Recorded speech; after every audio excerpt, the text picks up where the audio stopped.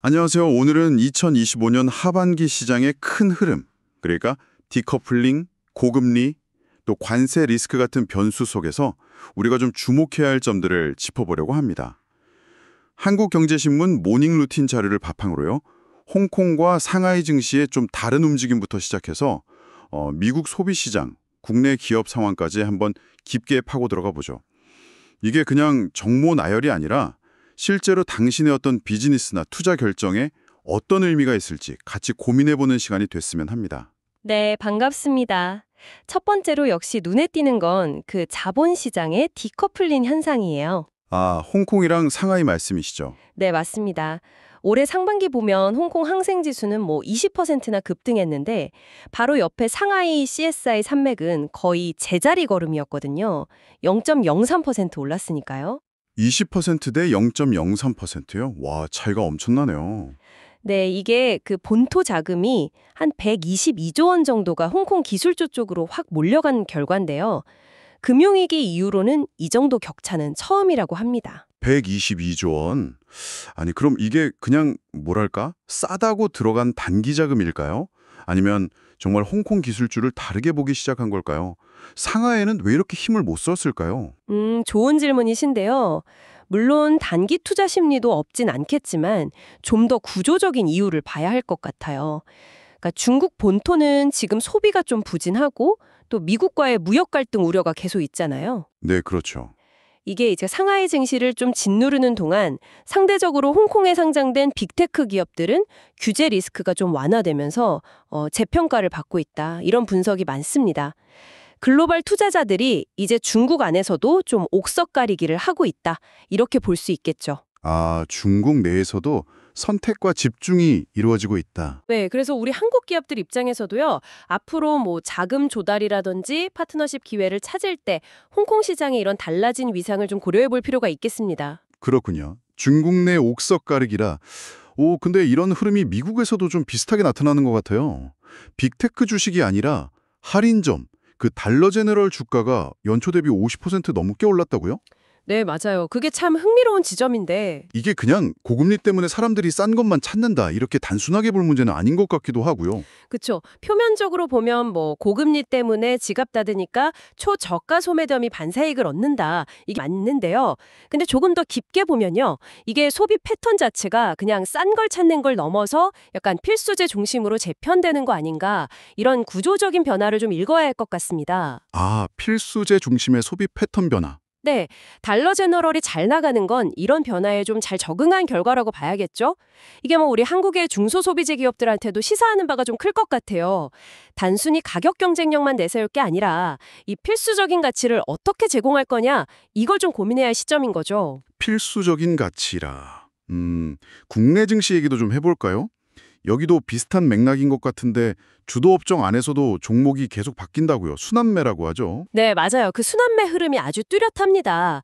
예를 들어 방산주가 주목받을 때 처음에는 하나 에어로스페이스가 막 뜨다가 그 다음엔 풍산이나 현대로템으로 옮겨가고요. 아, 조선주도 그랬죠. 하나오션 다음엔 HD 현대 미포로 관심이 옮겨갔다고. 네, 바로 그거죠. 그러니까 단순히 방산주 좋다, 조선주 좋다 이렇게 업종 전체를 뭉뚱그려 보는 게 아니라 그 안에서도 아직 좀 덜 오른 상대적으로 저평가된 기업을 찾으려는 움직임이 굉장히 강해진 겁니다. 뭐랄까 숨은 진주찾기 경쟁 같은 거죠. 숨은 진주 찾기.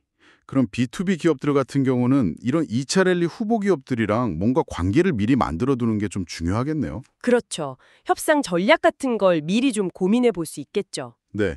근데 이렇게 시장은 계속 움직이는데 정작 기업들의 실제 투자 상황은 좀 안 좋다는 얘기도 있어요. 아, 물론 6월 수출 실적은 역대 최고였다면서요? 네, 그건 긍정적인 소식이죠. 반도체, 특히 그 HBM이나 DDR5 같은 고부가 가치 제품 수출이 잘 돼서 6월 수출액이랑 무역 흑자가 역대 최대치를 기록했어요. 자동차도 미국 수출은 좀 줄었지만 그래도 선방했고요. 다행이네요. 그런데 이제 이면을 보면 좀 걱정스러운 부분이 있는 거죠. 상반기에 기업들이 회사채 발행해서 자금을 조달했는데 그 돈의 81%가 신규 투자가 아니라 빚 갚는 데 쓰였다는 통계가 나왔어요. 81%요? 그게 역대 최고치라고요? 네, 통계 작성 시작한 이후로 가장 높다고 합니다. 특히 좀 어려운 업종들, 예를 들면 석유화학이나 2차 전지, 건설, 이쪽은 신용등급 하락도 좀 두드러지고요. 와, 81%가 빚 갚는 데 쓰였다니. 수출 실적은 좋은데 투자는 거의 멈췄다. 이거 좀 심각한 신호 아닌가요? 이 간극을 어떻게 봐야 할지. 결국 삼성전자 같은 대기업 실적만 바라봐야 하는 건가요? 아, 바로 그 지점이 또 문제입니다.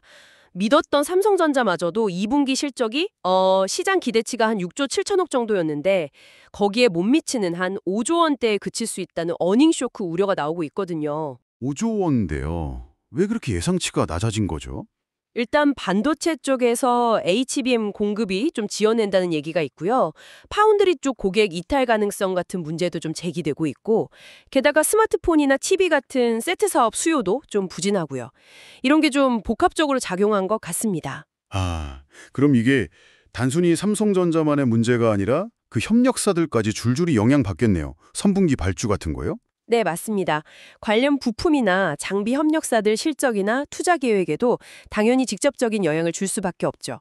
투자자 입장에서는 이제 실적 발표 이후에 혹시 배당이나 자사주 매입 같은 주주환원 정책이 나올지 좀 주목해 볼 필요가 있겠고요. 참 어렵네요. 이런 시장 상황에 또 정책 변수까지 더해지니 미국에서는 트럼프 전 대통령이랑 일론 머스크가 또 부딪히고 있다면서요? 감세 법안이랑 전기차 보조금 문제로요. 네, 그것도 상당히 시끄러운 이슈죠. 머스크가 트럼프 행정도 감세 법안을 두고 비제 노예 만든다고 비판하고 신당 창당 얘기까지 하니까 트럼프 측에서는 또 전기차 보조금 축소 카드로 맞서는 그런 양상인데요. 누가 맞다 틀리다를 떠나서 이런 정책 불확실성 자체가 기업 경영에는 정말 큰 부담이죠. 정확합니다. 특히 그 전기차 보조금 같은 경우는 관련 산업 생태계 전체에 미치는 영향이 크잖아요. 그러니까 이 변동 가능성 자체를 굉장히 중요한 리스크 요인으로 보고 관리해야 합니다. 네. 그럼 종합적으로 한번 정리를 해볼까요? 하반기 시장은 어떻게 흘러갈 걸로 예상하시나요? 네, 오늘 살펴본 내용들을 좀 종합해보면요. 하반기 글로벌 경제나 한국 시장은 자금이 두 갈래로 좀 나뉠 것 같아요. 하나는 저평가된 가치주 쪽으로, 또 다른 하나는 AI 같은 핵심 기술을 가진 기업 쪽으로요. 이런 양극화가 더 심해질 것 같고요. 저평가 가치주랑 AI 핵심 기술. 네, 그러면서 동시에 이제 고금리 환경하고 정책 불확실성 속에서 기업들이 얼마나 현금을 잘 확보하고 또 리스크 관리를 잘 하느냐, 이게 거의 생존을 가르는 핵심 변수가 될 거다, 이렇게 봅니다. 결국 이런 변화의 흐름 속에서 기회를 잡으려면 남들이 못 보는 걸 좀 읽어내는 통찰력이 진짜 중요해지겠네요.